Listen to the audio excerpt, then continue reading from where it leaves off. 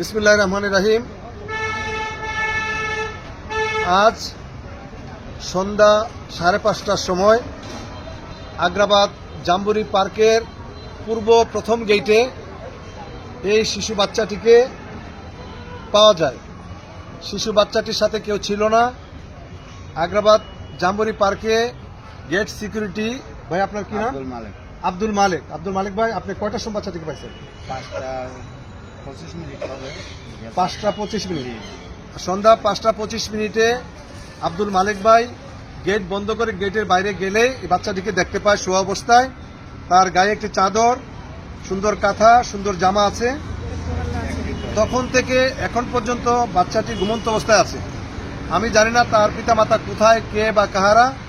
আপনাদের like, comment, share দ্রুত যদি ছড়িয়ে দেন, এই বাচ্চাটির পিতামাতার কাছে যেন আমরা বাচ্চাটিকে পৌঁছে দিতে পারি, সর্বোচ্চ চেষ্টা করব।